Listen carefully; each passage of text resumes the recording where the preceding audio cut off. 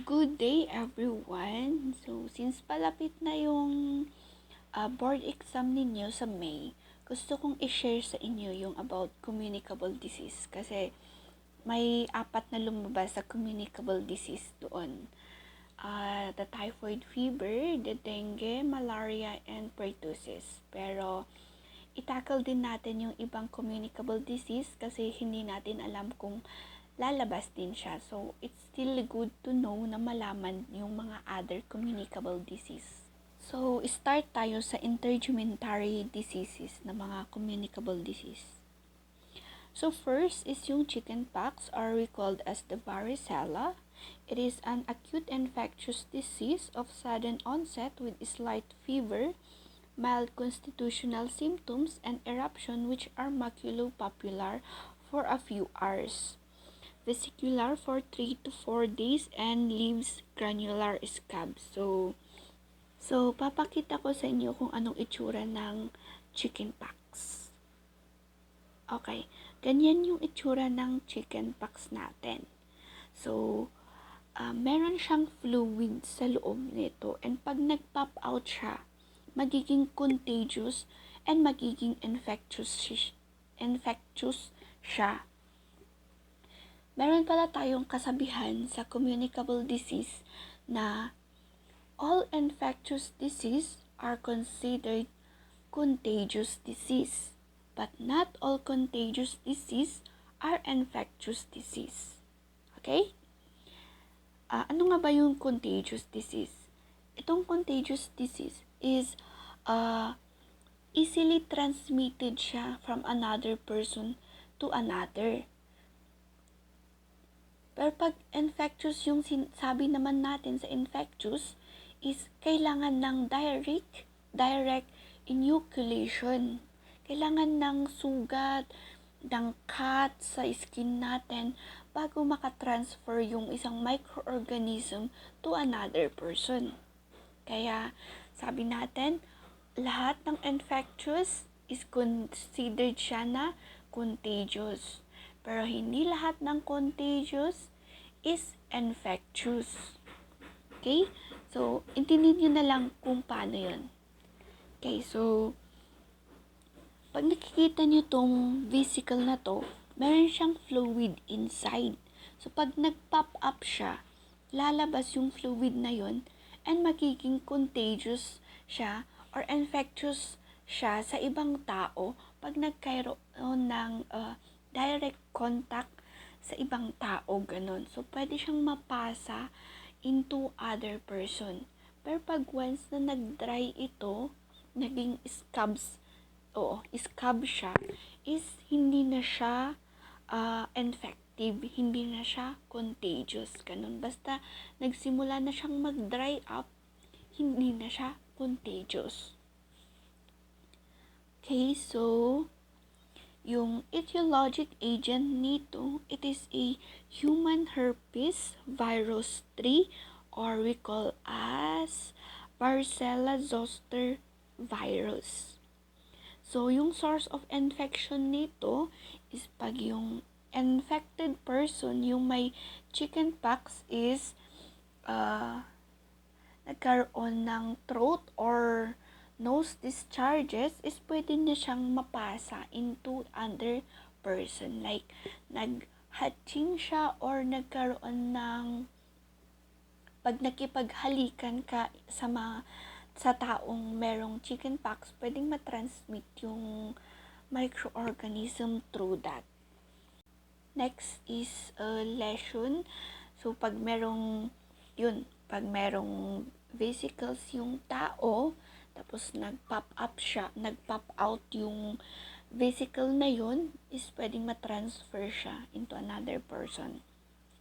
And yun, sabi ko, scabs are not infective.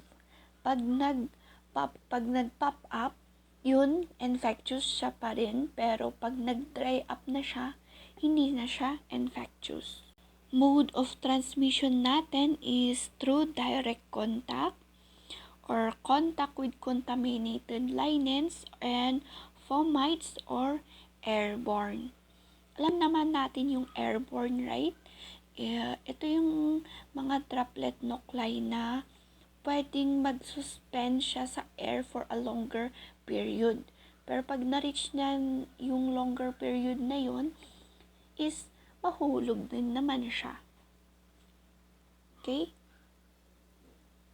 So, incubation period nito is 11 to 21 days. Yung average niya is 15 to 18 days. Period of communicability niya is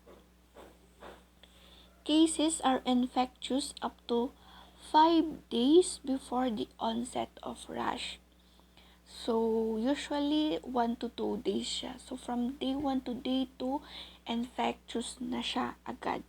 Until 5 days after the first crop of the vesicles. Ibig sabihin, after na siyang nag-pop out and nag-dry. Ganun. Until hanggang lang doon yung period of communicability niya. Susceptibility, resistant, and occurrence. Severe siya sa mga adults. So, tanungin nyo sa parents ninyo if nagkaroon kayo ng chickenpox noong bata pa kayo. Kasi pag hindi is, dapat iwasan yung magkaroon ng contact sa mga taong merong chickenpox kasi severe talaga siya. Severe talaga siya sa adults. And yung attack confers long immunity. Okay? And yung chickenpox, pwede siyang ma-reactivated in adult life and tinatawag natin siyang shingles. Mas severe yung shingles kesa sa chickenpox. Next is we have the diagnostic test. The serum antibodies is present in 7 days after onset. Makikita talaga natin na mataas yung mga antibodies natin, which means na our body is trying to protect ourselves from the virus, from the Varicella virus. So, mataas yung antibodies natin. And kailangan nating i-isolate. Magkaiba yung isolate and quarantine kasi pag isolation is alam natin na meron na talaga siyang sakit. So, kailangan natin silang i-isolate. However, pag quarantine is wala siyang sakit, pero kailangan natin silang i-quarantine kasi hindi natin alam kung meron ba siyang sakit or hindi. Kaya i-quarantine natin siya kung may lalabas ba na symptoms kanon. So, magkaiba yung isolation and quarantine natin.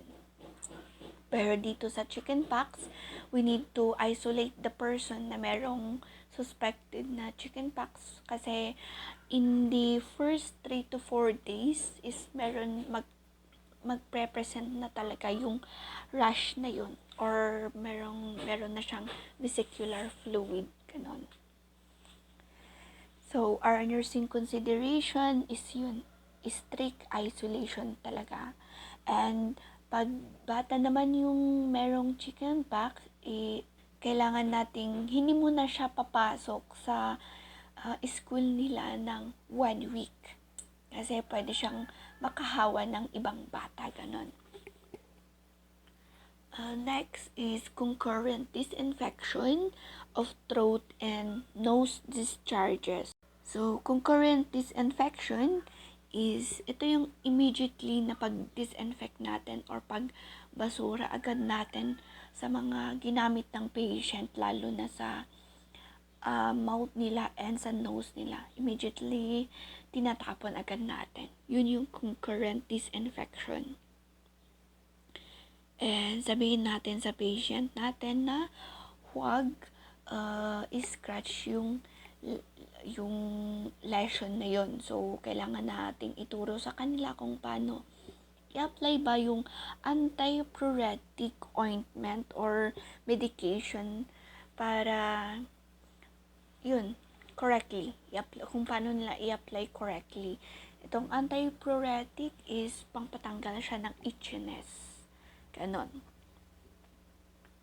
So, our prevention is varicella zoster immune globulin vaccine. So, dapat binibigay ito within 10 days of exposure.